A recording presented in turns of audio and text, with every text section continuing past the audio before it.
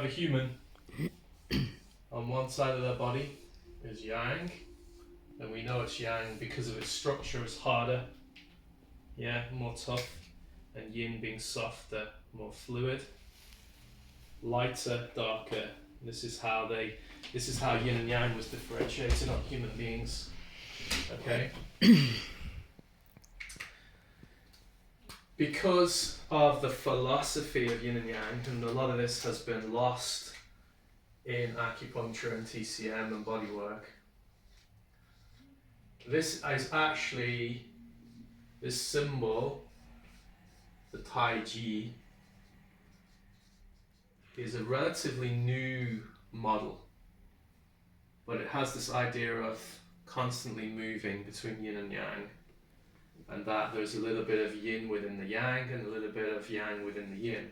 Okay, and it's reflected. It's in a way it is physics.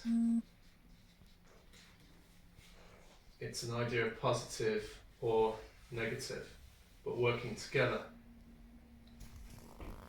So, at the heart, at the basics of all your physical body work, not just when we come to do the herbal lectures, because it's the same philosophy, and people think it's all different, but really it's not. It's the interpretation of the information and how it's used. So the style of teaching that I do is a combination of things that were taught to me with backup from philosophy and information from previous masters.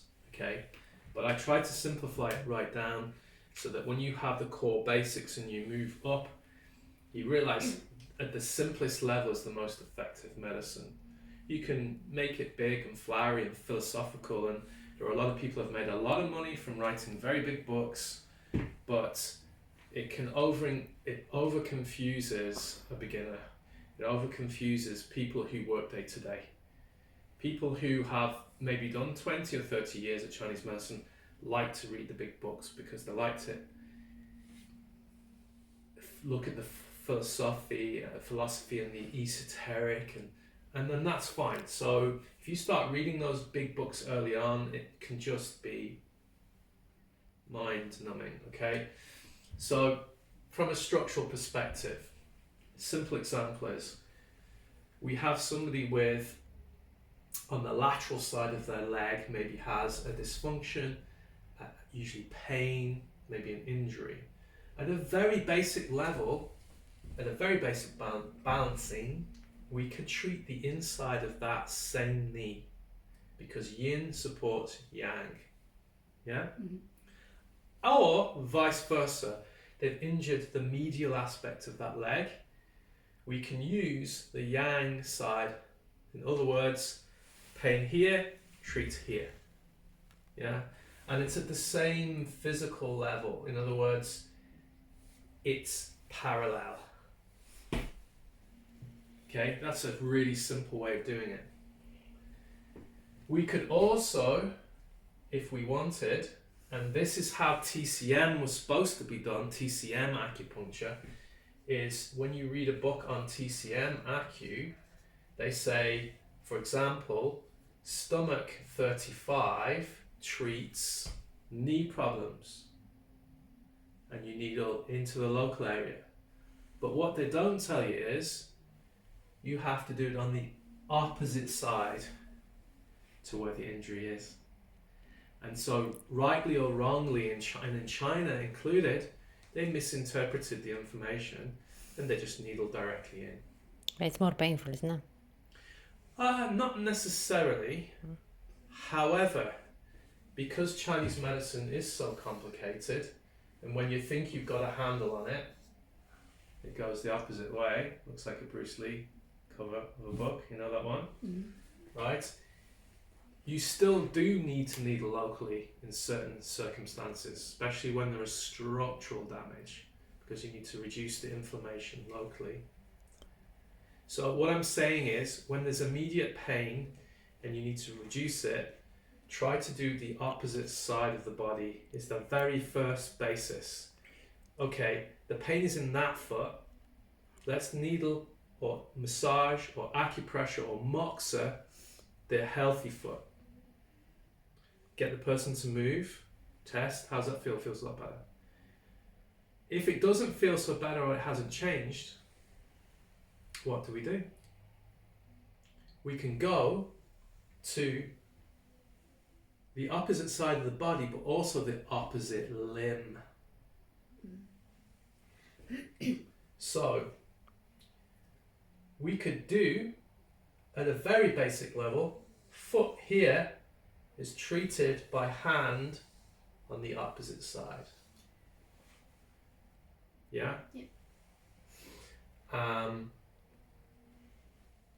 Injury with the wrist here could be treated by the opposite ankle here. However, you are going to have patients that maybe have lost an arm or a leg, so you can't go to the opposite side. But you can use the same side. So in certain circumstances, you'll have someone with knee pain on this side. Maybe they have no arm or no leg for whatever reason. Or maybe the systems that your basic level isn't working. Do you think that if you had a pain on the inside of this knee, that the inside of this elbow would help? Yeah. So there is a system where yin will balance yin on the same side, and yang will balance yang on the same side. So this is where, in generally, we want to use yang to yin, right? But there are things where yin and yin can balance, and yang can actually help on the same side. Because it's on this side of the body. When you're going to the opposite side, try to use the opposite energies. Does that make sense? So it's a very simple way of going, okay, I have a pain in the spleen meridian here, but I'm going to use the lung meridian here. They're both yin, and they're both Tai Yin, sorry. Tai yin. Yin. They're both from that name. Mm-hmm. So, Tuina therapists, acupuncturists, herbalists, you need to remember the Chinese names for these pairs. Xiao Yin, Xiao Yang, Tai Yin, Tai Yang. And the only difference is, where it's kind of strange, is Shui Yin, Yang Ming. They're the only ones that have. But you can see, yeah, Xiao Yin, Xiao Yang, Tai Yin, Tai Yang. It's kind of telling you. So when we look at an example, a Xiao Yin meridian is called either hand Xiao Yin or foot Xiao Yin. Hand Xiao Yin would be heart. Foot Xiao Yin would be kidney. Okay, so in the ancient classics, that was all one meridian.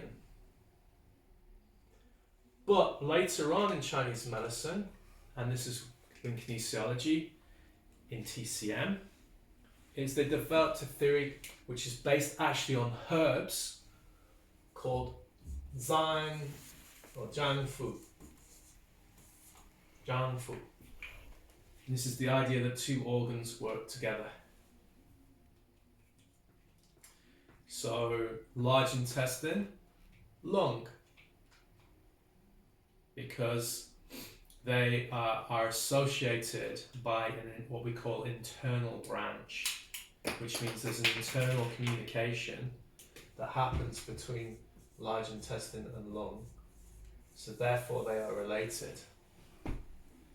But what's very interesting about this relationship is when you have an internal branch like this, they're usually on the same limb.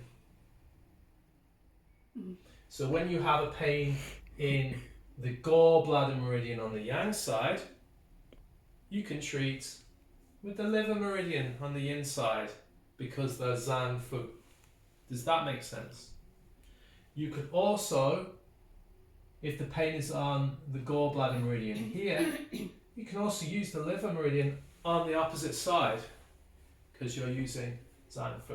So there's no one method is best. To try and You have to try everything. And the one that gets the biggest result is the one that you use. And it may change from week to week. So one week you decide with your patient who has back pain, you use Zan Fu theory, brilliant, gangbusters, person's like, well, hey, next week they come in, the pain's come up a bit, you do it again, no, it's not working. So that's why I always say to any acupuncturist is you need to study the balance method because there are 5 systems. but therapists, hand therapists, Tuina therapists can use the same method. And my plan, with the help of you guys, is to build a massage system using balance method as well. So what does this mean for Tuina therapists? It means that, this is the reason why I wanted to cover this before a client comes in today. We got that down on the video, yeah? yeah. Okay. Will I stop it? Yeah. Stop here, pause.